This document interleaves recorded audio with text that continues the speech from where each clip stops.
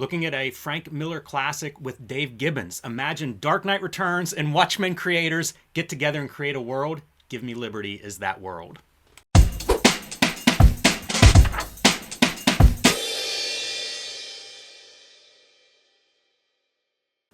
Hello and welcome to your favorite YouTube channel, Cartoonist Kayfabe. My name is Jim Rugg. I'm Ed Piskler. And we are a daily comic book YouTube channel with over 1,700 videos in our catalog. You can search for those on the Cartoonist Kayfabe YouTube homepage. Search by creator, by title, by character. You'll find something you'll love. Also, we are partially brought to you by the Cartoonist Kayfabe Patreon. There are 3 different levels that'll get you access to our videos early. And at the King Kayfaber level, you will get access to all of our videos first because you get to sit in on the recording session. We have a room full of King Kayfabers right now watching as we record this video about Frank Miller and Dave Gibbons' Give Me Liberty. But the nice thing with being a King Kayfaber and getting access to these videos first, if we show off something that is rare, hard to find, limited quantities, you'll be the first one buying those before they go up in price or disappear completely, something we call the Kayfabe effect. That link is below this video to the Patreon. We appreciate your support there. So Ed, we are looking at a classic Frank Miller comic from the early 90s from Dark Horse. This is after Miller comes back from about 4 years away from comics in Hollywood, writing RoboCop sequels. This is when I discover Miller while he's away. So I basically buy the Elektra Sagas and, the Daredevils that I can afford, Ronins, Dark Knight Returns, Batman Year One, classic comics of that time period. And I'm a huge Miller fan at that time, but it's all of the work he had produced in the past, and now he's coming back. He's going to be doing Hard Boiled, Elektra Lives Again, Sin City, Give Me Liberty. In my mind, all of those are kind of the comeback party for Frank Miller, and I could not have been more excited at this time buying these as they're being released. This is a fantastic package, because it's Bantam Doubleday. Like you see Dell right there on the cover. Had no idea that this was a time before the ubiquitous nature of the trade paperback, really. This is probably put out before Sandman paperbacks came out. So this is Dark Horse doing a licensing deal, or maybe just Miller and Gibbons, depending on how the contracts shake out, making a deal with a proper, paperback publisher, presumably get a little bit of a bookstore distribution, little Walden Books action maybe. Absolutely, and you can imagine, man, selling this to the bookstore market, maybe before you even sell it to Dark Horse, just on the strength of author of Batman, Dark Knight Returns, and artist of Watchmen, probably 2 of the biggest sellers in the bookstore market for comics. Like, these guys walk up with their next book. Yeah, let's sign the contract. All you needed to do was get Art Spiegelman to do some flashback sequences or something. Yeah. Maybe the magazine illos throughout the thing, the Playboy covers and stuff, and then you would have all 3 of the major creators from 1986, because, it does sell itself, right? You got the Watchmen artist, you got the guy who wrote and created Dark Knight Returns, and now it's the supergroup. It's the Yardbirds. It's a Velvet Revolver. The Traveling Wilburys? I don't know that one. In any event, I feel like I have to explain myself a little bit that we are looking at a trade paperback of this and not the original issues. Got rid of those in the Purge. Had them both. By that. But the thing with the trade paperback, I picked it up after I bought the original issues because I found it somewhere cheap, which probably speaks to this was going to be a hit. They printed a lot of these. And that's what would happen. That's kind of how you'd get like your 4-color trade paperbacks in the early days was what can we actually sell and get a pretty healthy print run on. So I think that's probably how I end up with this instead of the single issues at this point. Right. For a while I had them both. I have 2 sets, Jimmy, and I got a box set with a hardcover. So I dig out those sets, man. I'll slide you one if you want some prestige format joints. I do. I was disappointed whenever I was digging because I don't remember what I got rid of 20 years ago, and I was kind of disappointed in myself whenever I didn't find those original issues. I got to say, I'm so glad that you have this because this Bantam Doubleday, Dell publication, that's sort of lost to history. Like that there was this licensing relationship. I also wonder how successful this was because I remember reading every interview I could about it, and these 2 both went in with certain expectations, and I think the project changed a lot once they got working on it and maybe didn't find as fun the political drama that they were putting together and kind of pivot into what we get here. Conversely, I was disappointed in this back in the day whenever I read it. I don't know what I was expecting, but I do remember Hard Boiled was released around the same time, and let me tell you, I fixated on one of those two, and it was Hard Boiled. It's amazing. So I'm excited to go back into this and really kind of see them build a world. Two really accomplished creators. It's funny you say that because Hard Boiled was inaccessible to me at the time. I got those issues later and discovered Uncle Jeff later. Like Big Guy and Rusty was my first. Like this was my joint, and at this time, after that, maybe 93, 94 is when I got my hands on it. There wasn't a Frank Miller comic I didn't like at that point. The dude could do no wrong, and this was no different for me. And the reading experience this time around with the first issue, fantastic. Like I found myself just wanting to read it all. Yeah, that is my plan, is to read more of this. Well, let's say that maybe we do episode 2 as an episode, issue 2 as an episode. Sooner than later. Yeah, I like that idea. Right away, I'm reminded of Dave Gibbons, the designer. Yeah. Did the design work on Watchmen, very iconic. And you see here this kind of like red, white, and blue motif. That's what the original issues were whenever they come out in the trade with the black. It's a little bit of an inversion of the two, but very striking in terms of the design. And, I give Gibbons credit for that based on what I've seen him do with other books. Yeah. Yeah, this would be like the cover. This is kind of a terrifying. I feel like I see stuff about the upcoming Civil War, and I feel like that's what there was so much of that like post-apocalyptic kind of presentation. You know what they said in these stories? Like, 88% of America lives on the East. Yes, and then a big chunk of the rest live like Cali, like Pacific Northwest, and in here is almost like it's like 5% of America's population is like in this area. Yeah, this land, I always wonder, like, the accuracy of maps. It's so freaking big. Like, it is. You drive cross country, and it's like there's all this stuff, and then it's like there's almost nothing. Even flying, like when we go to San Francisco or something, it feels like the Rockies extend from Ohio to about California. Yes, yeah, no doubt. All right, so there's your traditional cover for issue number 1, and this is a world-building exercise, this first issue, especially because we get all of this background. Yeah. From the beginning of her being Martha Washington, our main character, being born in 1995, but then also simultaneously we're learning about things like this president who's going to be just set up pretty much for life until he dies. Yeah, and it's so the language. Frank Miller's writing to me is on point throughout this entire volume. Martha was born right before this guy became president. As far as I know, he's always been president. That's a fantastic caption to just like sell you on this like despot or whatever. And you're in and out. You immediately get it. On page 1, it was still the future when I read this the first time. By the way, this President for Life gimmick is present in both Watchmen and Dark Knight Returns. Of course, which is pretty interesting that this was such a, I guess, point of paranoia. This idea of somebody being able to take over the United States in that way. Yeah, I mean, obviously during World War II, there was a little bit of precedent, and it was necessary at that time. But imagine a world where maybe it's not so necessary, and then a guy is able to do that. I feel like Gibbons was playing with some like line clear style a little bit more than he's always a very precise artist and stuff, but maybe it's the pastel colors that Robin Smith is putting down that makes me feel the European, the Belgium vibes or something. Yeah, and noteworthy on the color, because I think subsequent issues might be Angus McKee doing color, and it's a little bit more computer color. It's a little more plastic. This stuff appears to be blue line, but that like pastel palette is something I don't associate. I think of Lynn Varley doing Dark Knight or Elektra Lives Again, where the color's a little bit more extreme. But here with these, almost like a Watchmen kind of, the greens and the purples, it's very different treatment of what I think of as blue line. And it's also pretty subtle. They're flat-ish colors. Yeah, as flat as can be with like a wash. And when I think of Give Me Liberty, I think of this color. And to me, that's like medical green. I think of like, this is like a hospital room comic or something. The background, too, that we're learning about here is the rise of the green, which is like this low-income, basically urban prisons. It's Cabrini green, man. And at this time, in pop culture, there was like no less than 2 Cabrini green examples. Like the less popular one would be one of the kids from that documentary, Hoop Dreams, lived in Cabrini green and was ushered to like a better school so that he could have a better shot at the NBA.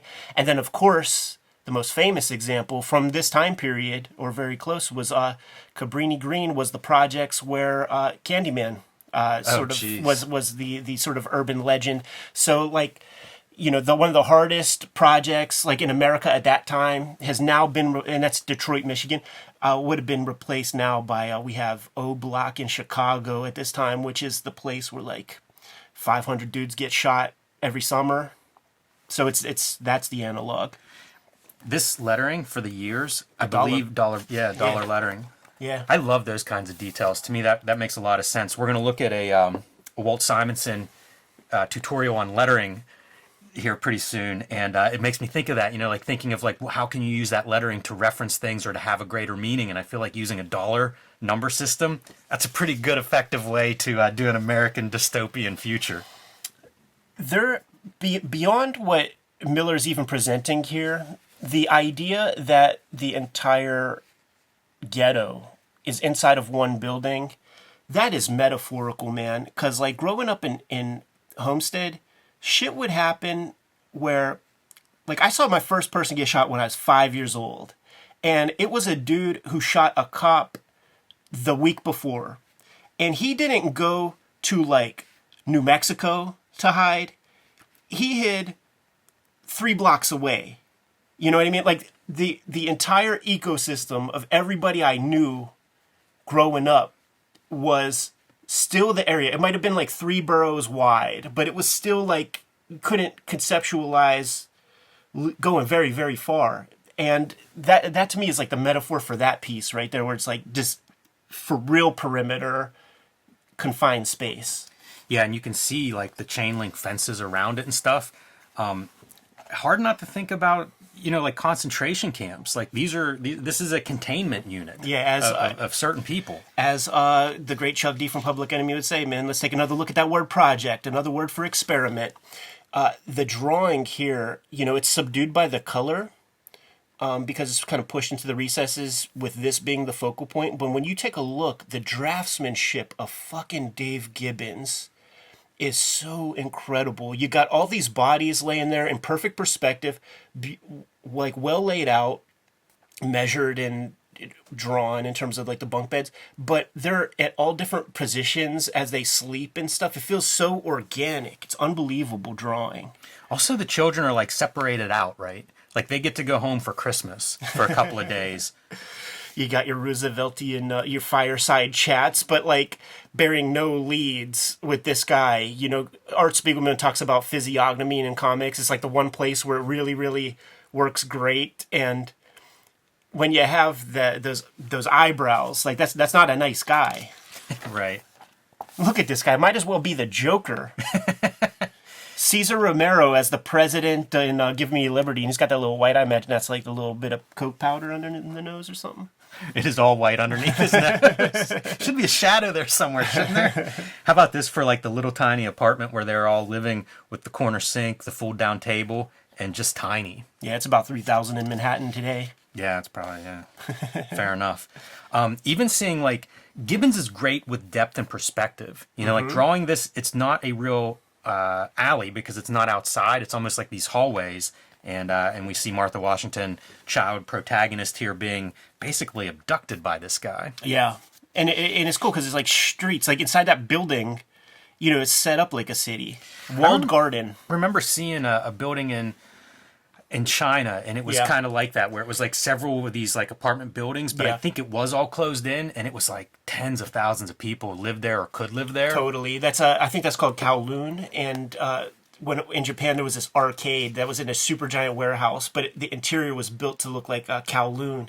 And so there's alleys and there's streets and there's bridges and apartments inside of this big warehouse that was really, it's just an arcade.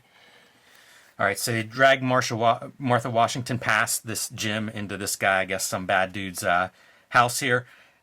That's not what he was looking for. Right. Martha Washington dressed as a boy is apparently what he was after, and our giant weightlifting guy who carries is that a meat hook? I don't know what that hook is. By the way, in Cabrini Green, like, did Clive Barker read Give Me Liberty before he wrote that story? Because like there is a dude in Cabrini Green who sort of adopted the mythology, and he's like the leader of a gang, and he has the meat hook and calls himself Candyman.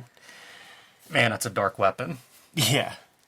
So he comes in and kind of we don't see Thunderballs again after this scene. It's true. So I feel like we know what happens there. Great characterization with no other real captioning. So Martha Washington, she is a hacker, but she also doesn't have like the proper book learning in a way. So she's incredibly smart and can navigate her way around, but she isn't so interested in, you know, the boring stuff.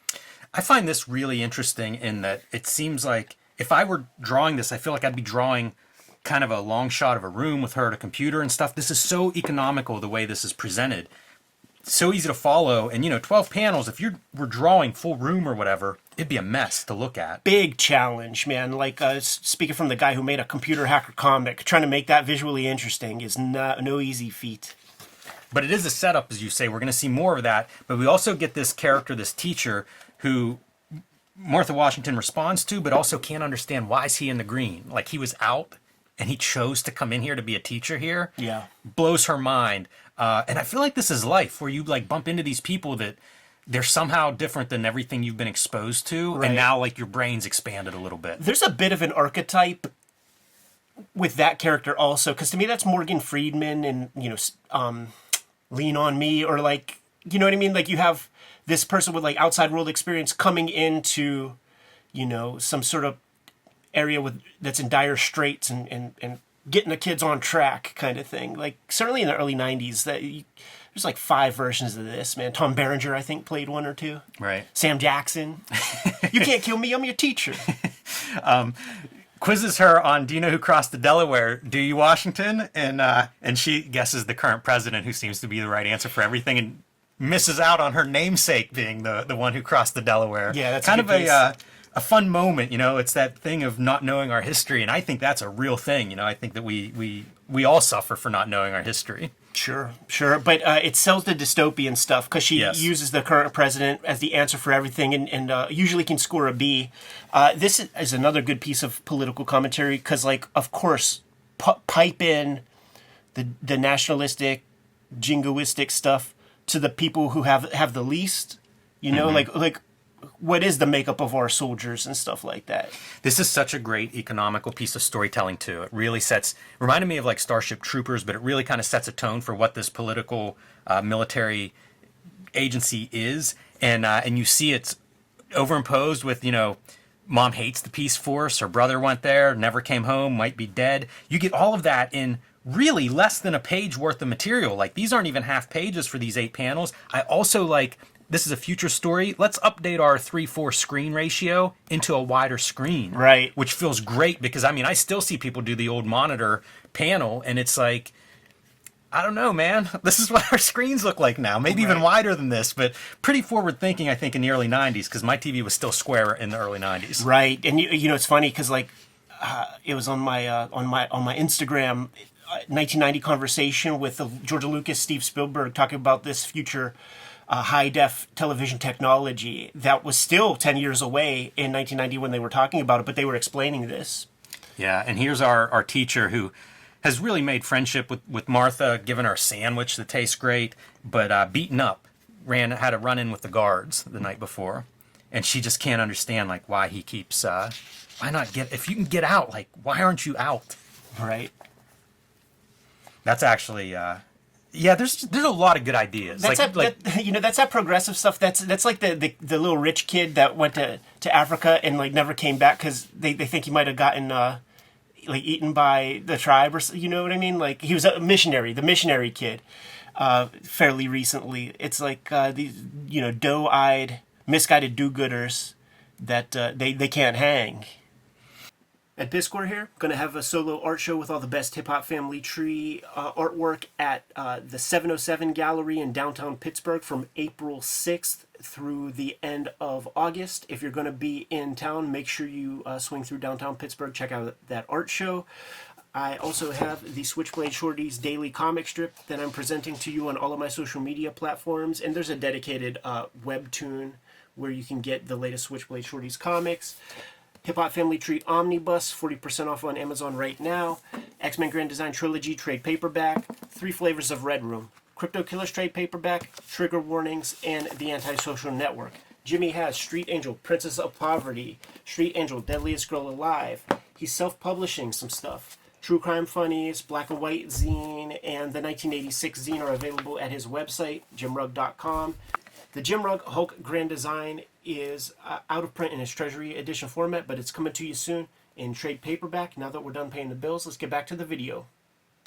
More of this world, kind of talking about the ceiling leaking and also the sound of helicopters all the time. Right. And we see the teacher now dead. So kind of a natural progression of, I guess being in the wrong guy in the wrong place, right? Yeah, just can't keep up. Exactly. No streetwise to him. But our killer, we recognize from the gym a couple of years earlier, even his weapon and Martha Washington's first, at least on panel, first act of violence here. That's a scary dude, man. And that weapon does not look like it. Ugh, I don't know if I'd take my chances with that one. I know. Got to get in the right place, that's for sure. Again, though, great framing. Like, you really see the mark of a cartoonist that can draw this stuff, backing out shadows. Show don't tell, but imply. Yeah. Gibbons surprises me every time. He's just such a solid draftsman. Yeah, it really is. Shadow of our guy coming in the locker room. Yeah, and you could almost consider that 2 panels. Yeah, the storytelling is quite impressive. Like, there's a lot to take away just from seeing a master cartoonist building these panels. I love the thematic rhythm of this, like when you go from this and then you turn the page. I also like that guy dies. Like, he's got this hook in his neck. He's still coming for a little bit, but it's not that superhuman thing of like, oh, I got to do my finisher again and again and again. Like, that's a kill stroke. Like, she's got an artery there. He just needs to bleed out. Yeah, I mean, what did they just prove to us? David and Goliath. Like, this is a capable girl that might not be a little wrist rocket in a stone, but she's able to move and shake in this fucked up world. And to your point of the transition, same position, same pose and everything, but now we're cutting to like the psych ward. Yeah, it's so good, and she's fully kayfabing, and the facial expression stuff, like, this is so hard to do visually, but right there, that she's like dumb as a fox, as my pops would say. Yeah, and really great narration here, where like she can't tell her mom. Like, this is the plan, and she's got to stick to it. You can't tell anybody. Right. Our president is cutting costs everywhere, and eventually it's going to lead to putting out some of these mental patients, which very 80s-esque reference there, I feel. Picking up the Sleeping Guards magazine so we get a chance to see some meta media within the story. And when you see this, you gotta imagine that the fellas discovered Otomo. You think? Seems probable. We know Miller is into manga and stuff. Like, it would not take you long to discover Otomo if you're interested in manga. Yeah, like whenever I got these comics, it was in a box full of Dark Horse comics, and Domu was included in there as well. So it's like I'm fucking with Domu and this at the exact same time. It felt like, kissing cousins. Though Domu doesn't get published by Dark Horse for some years. This is a really interesting panel to me, because it's such a fantastic concept into this world. Like, again, like, you think of this first issue, they build a pretty rich world, but it is very dense, the amount of information that is in this issue. Having this introduced in issue 1 is kind of like, we got a whole thing going on. Right. This is a sci-fi future comic. And then you turn the page, and it's like, here's an update on kind of the world political climate. Just from this angle and stuff, but I mean, that looks like Biden from where I'm sitting. Oh, wow. Yeah, you know what? I was thinking it was like a Carter or something like that. Yeah, I think that is the reference for sure. I don't know. I think that may just be Rexel, right? No, it is. Yeah, it is. And it looks like a Rorschach update. And Scout. This is like the whole comics world here that we're getting into. And you see the transition from, being institutionalized to now like these people being cut loose. Feels pretty relevant. Yeah, for sure. To our own future, past, present, however you want to frame this stuff. Love the little details too, like having her foot bandaged. It's a really good illustration of your barefoot wandering the streets. Like, it's adding the stakes, right? Like it's creating not great. It's creating that insurmountable obstacle. I'm not positive what these people are picking up, some kind of government officials, medical officials. I'm not positive of that, but they go after Martha Washington, and of course she responds, breaks this bottle, steals a guy's wallet with credit cards, which allows her to then apply her hacking skills to the local cash machine. Another one of those ubiquitous early '90s things where like the boomers, like they didn't fully understand hacking. Think of like Terminator 2, you know, like where little Eddie Furlong and Budnick from Camp Anawana popping in the ribbon cable into the ATM, all easy. Often when we look at like early cartoonist work, you'll see full figures everywhere, Yeah. you know, like all the panels. And I feel like this is such a great breaking up this kind of action. It could have easily been just full panels of conflict, but instead we get, you know, top, bottom, full figure. So your full figure actually stands out as being not boring in the fourth time we've seen it in this conflict. Yeah, for sure. And this just cinematically is great because that's that off the camera stuff, and then it's almost funny. Like when you finally like see him all gutted and torn to shreds, like you know something major happened in between these gutters here. Great movement too. Both feet off the ground on our guy. Something's happening there that's not good for him. They're almost twitching with that off balance.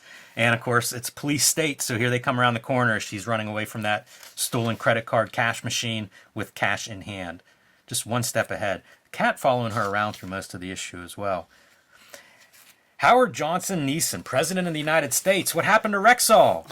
Here we get, again, breaking with the media. Kind of an interesting idea. I can imagine Miller being excited to apply this. Possibly something he pulled out of Watchmen. Right. It's like, let's put some meta information, a way to kind of break it up and get ahead. But there was a big, I guess it was a nuclear strike. Some kind of bomb goes off and kills basically everybody. This dude's like Secretary of Agriculture was at home sick. Right. And, you know, like the 50th dude in line to succeed the president, but he's the guy that's still alive, so he's next. What's funny is there's that thing in the West Wing that you learn that whenever there is like a big party, like there's always like one person within the government that has to sit it out in the inevitable that there is some sort of catastrophe and all the all the leaders of the country go out. And I think on the episode where they talk about that stuff, I think it was like, you know, Secretary of Agriculture had to sit that one out and watch it on the monitor just in case if they all get blown up that night. By July, he ended months of strife at the Aragones refinery in Mexican territory. Little Sergio Aragones reference, I believe. Well, who's the reference for General Sphincter on the previous page? I don't know about that one. Man, think about the time, though, that we have passed. Like, we saw her born on page 1, and at this point, like, she's on the run. She's looking at that Pax now as not just a means of getting out of the green, but getting out of, like, the cops are after. She killed some dude. That's a lifetime. That's how this comic works. And I always wondered if Halo Jones was, like, a little bit of an influence on this, because obviously Halo Jones never completed.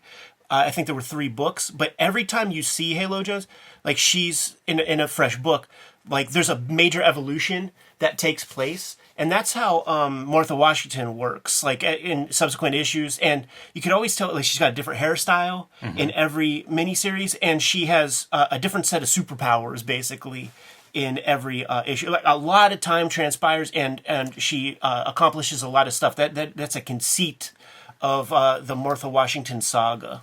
I love it. That's my kind of storytelling. It's the opposite of that, decompressed storytelling, because it's like, see the poster for enlistment, enlist, train, deploy. 4 panels, man. We're wasting no time.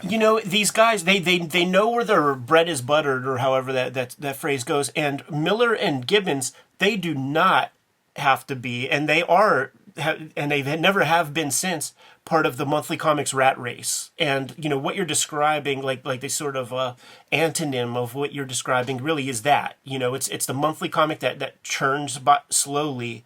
So these guys are not that anymore. They can make comics at their leisure. To this day, they're still probably spending money from 1986. So they know that they're not part of it. So it's like they can accommodate the storytelling for a comic that they will put out whenever they can, whenever they want, whatever. Also, just cutting from like the various scenes that we have seen, from urban setting, childhood, classroom, all these different settings, and now we're like in a combat zone. This is all issue 1. Yeah. Pretty spectacular. Yeah, Agent Orange was probably fresh. Like what we knew about Agent Orange probably was happening around this time, I would imagine. I remember a lot of talk about that when we were kids. And Martha Washington sent out into that disgusting, I guess Agent Yellow in the case of this book, but with the gas masks to, I don't know, save who you can, man. It's pretty grim looking. There's a bit of a Kubert line to a lot of what we're seeing there.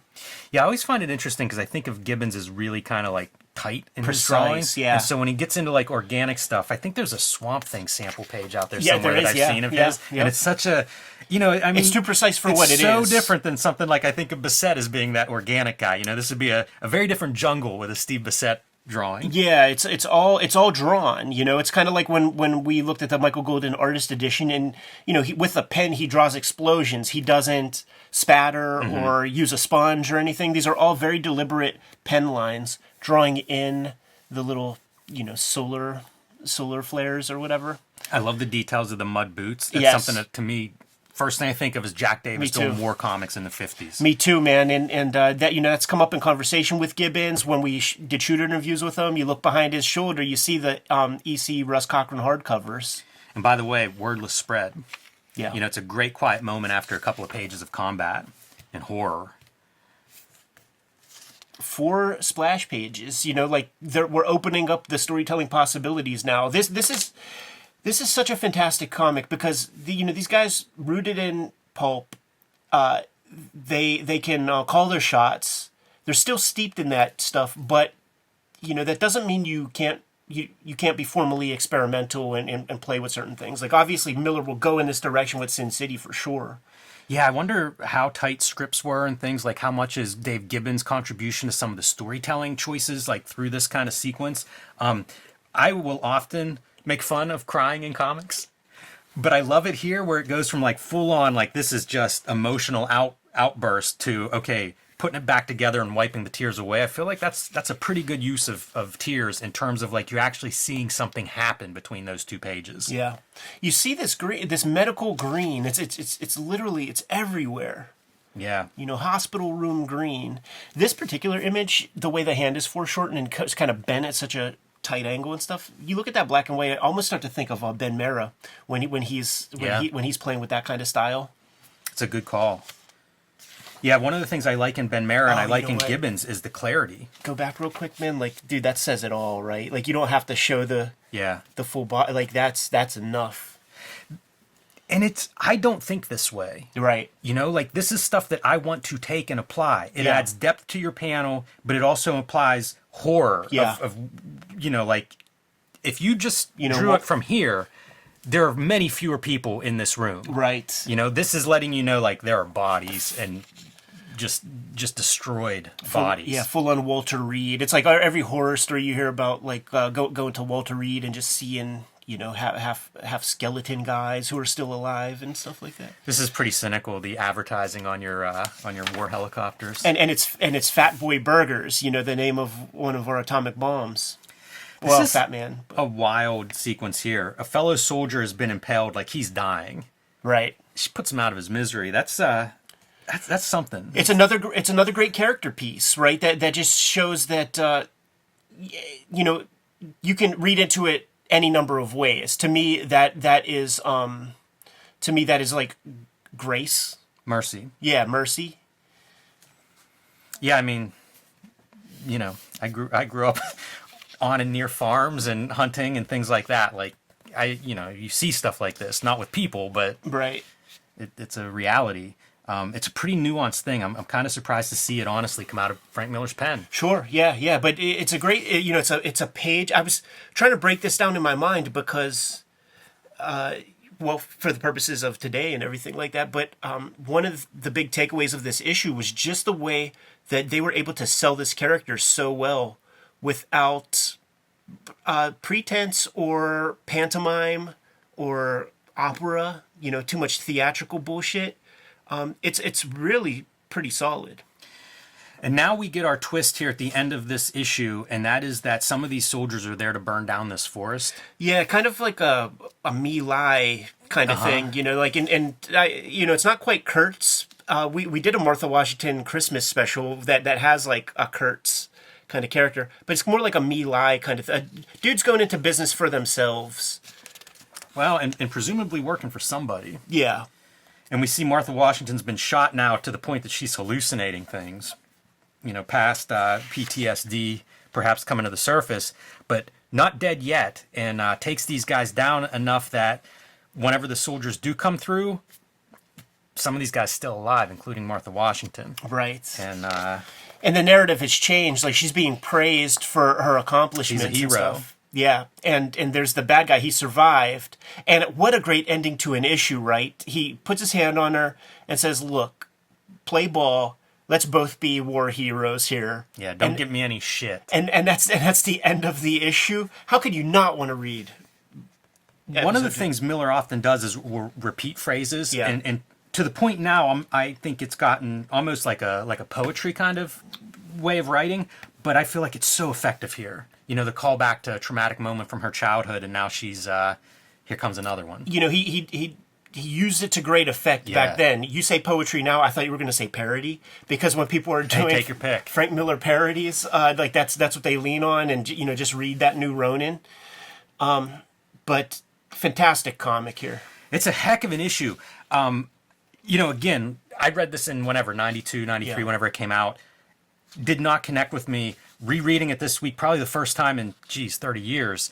I'm blown away by what is accomplished in one issue. I'm kind of mad that I have the trade, because if you saw, this is one issue. This was your launch of really an entire world that they then spend several comic stories exploring. So, yeah, let's look at issue 2. Sounds good.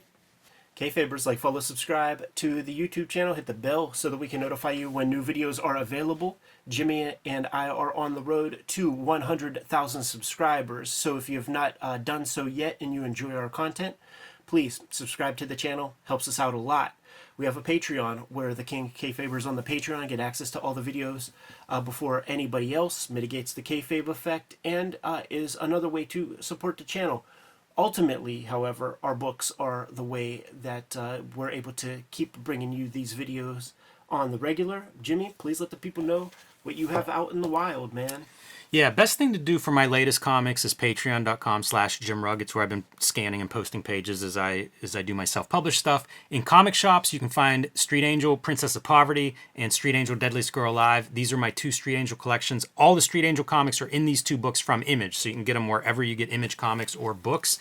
The stuff I've been self-publishing, I'm selling on JimRugg.com. That's the 1986 zine, the BW zine, and True Crime Funnies, some nonfiction, a nonfiction anthology featuring 3 stories, including 2 wrestling stories in there. So you can find those on my website or on patreon.com/JimRugg. And the Hulk Grand Design, that nice oversized one, is out of print. However, a new trade paperback is coming out in May from Marvel, and you can pre-order that one now wherever you buy books, and I ask you to please do so, because it lets Marvel know to keep these things in print.